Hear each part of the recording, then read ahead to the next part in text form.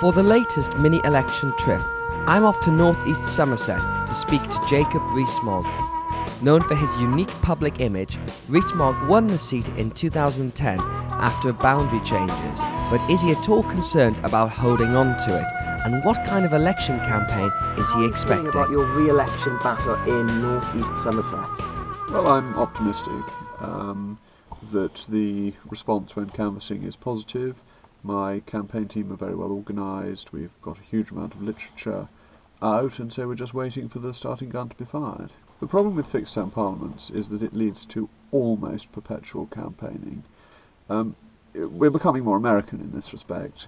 One of the things you've talked about in the past is some kind of pact with Ukip. Do you still agree? Do you still believe in that? I think it's too late. We're too close to the election now. But I think a priority for the Conservatives after the election is to reunite the Conservative family. Because one of the things that Nigel Farage has now said is that he would do some kind of, not a coalition, but some kind of deal with David Cameron, but it would require an EU referendum before the end of this year. What would you say to that? I think Mr Farage is a very capable party leader, but if his big objective is to achieve the United Kingdom leaving the European Union, a referendum by the end of this year would not be a good way to achieve that.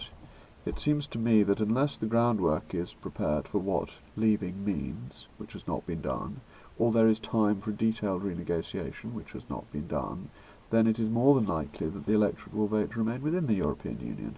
So in my view, a hasty referendum would be a disaster for Euroscepticism. I'm just going back to the American element a moment. The current hot potato in politics is the TV debate.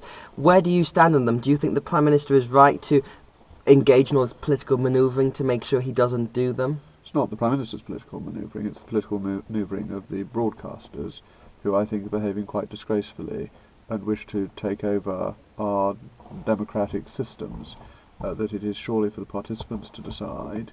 The Prime Minister made his position clear early on. The broadcasters failed to sort things out properly. And I think they do have a political agenda. The Director of Strategy at the BBC is a former Labour Cabinet Minister. It seems highly unlikely that he's not involved in this decision. So there is an element of politics coming from the broadcasters and an element of left-wing politics. You're one of the most recognisable Conservative MPs on the bench. You've featured very heavily in Inside the Commons picture there. Why do you think it is that you've become so recognisable? Well, I was told why I appeared inside the Commons, that with the last thing I did with them, they said to me, "You're in quite a bit, because you speak in complete sentences, and therefore you've been very easy to cut." And I wasn't sure whether this was a compliment to my grammar, or was an insult that I was very easy to cut to fit the programme. It's not because you're sort of a stereotyped Tory in any way, do you think it is? Oh, I don't think so. I mean, I have very standard Conservative views. I'm very much in the centre of the Conservative Party's philosophy. And finally, I do have to ask, there is a Twitter account at Jacob Rees-Mogg. Are you aware of this account, and is this you? I am aware of it. It is not me. I have met the person who does it. I was introduced to him by Broadcasting House on Radio 4 a couple of years ago. One of the reasons I don't tweet personally is that I think the man who does this is much funnier than I could hope to be, and he does it so well. And rather amusingly, sometimes what he says gets quoted as if I have said it. And some of his aphorisms are so amusing that I'm rather flattered that they're attributed to me. And that's it for this mini-election adventure.